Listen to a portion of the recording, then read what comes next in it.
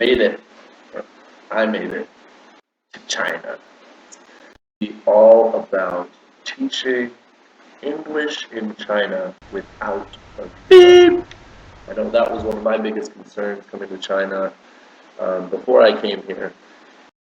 So today I'm going to dispel the myth that you need a university degree or an English teaching certificate to teach English in China and get that moolah. When I first started applying for schools to work at, um, I didn't know what to expect. Um, I didn't know what to think. I didn't know if I needed a visa, if I needed a TEFL, or whatever that British one is. It's like the TEFL, TESL. And so I applied to a school on Dave's ESL cafe. Awesome. I've known about it for years, but I actually used it to apply to a job. It's an English job board posting site, and for places all around the world. But the great thing about China is that it's got like board. Like there's an international board, and then there's a China board.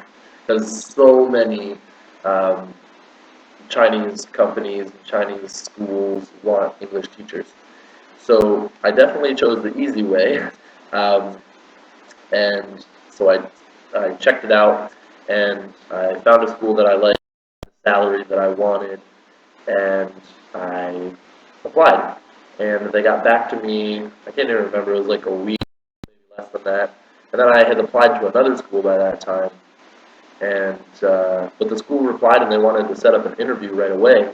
So I said, okay. So I set up the interview, and then we had the interview, and then they were like, "You're hired," and I wasn't sneaky at all. That's the thing I would say. Honesty is the best because, as you'll learn when you come to China, everything is really confusing. Like you have no idea how anything works. You can't speak a little bit, even I mean, if you do, but if you can't speak any Chinese, don't expect for it to like come really fast or to be able to understand anything by the way that people use their body language because it's just totally different than what you're probably used to. And so just be upfront. I told them, I said, don't have any. I don't have a TEFL, like an English teaching certification.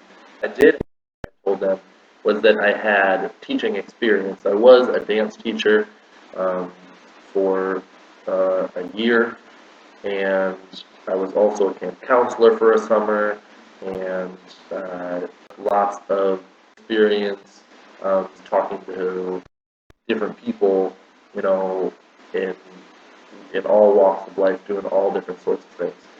I think that that really helped. And yeah, that's how I came to China. It took a long time and a few $100s to get everything set with the visa. Um, they took care of the visa payment, but I had to cost like $140 to get my Z visa, which is the first step to getting like a year-long visa, which they call a permanent resident visa. And so that cost me like $140. I had to fill out all these forms and stuff and send them in forms. And they told me to like keep a form and bring it back to China, but read that part from the email that they needed the form in China, or like the form. So I turned in every single piece of paper that they gave me, and like to the Chinese embassy to get my visa from. And then I read the email and I was like, oh, I needed to keep this form. And so I tried to get it back, but like went to the embassy again the next day, the Chinese embassy, and this is something about China, at least where I'm living in China, people here do not, like the Chinese people do not speak English very well, like at all. Like even the Chinese people who speak English well don't speak English well. So I went to the Chinese embassy, and the lady behind the counter, I went to the same window, and I was like, so I need this piece of paper back. She was like, no, we need it to process the form. So, no, no. And I was just like, but he said that I need it. She was like, and I was just like, what? And I was just like, so all I need is this Z visa on my passport. This is what I need. I can get my permanent resident, the 1-year visa. That's what I need. This is all I need. Yeah, yeah. The year long. She was like, yeah, yeah. And then I come to China, and just a couple weeks ago, I applied for the year-long permanent resident visa, and he was like, "Did you have that piece of paper?" And I was like, "No, it's on Chinese soil. It's in the Chinese embassy." But he was like, "Oh, okay." And I was like, "Wait, what?" So read everything carefully. Don't lie. Don't be sneaky or anything. Tell them if you have any certifications or if you don't, and also be your teaching experience, because I think that's really what they want, is the teaching experience. Um, so go out and apply.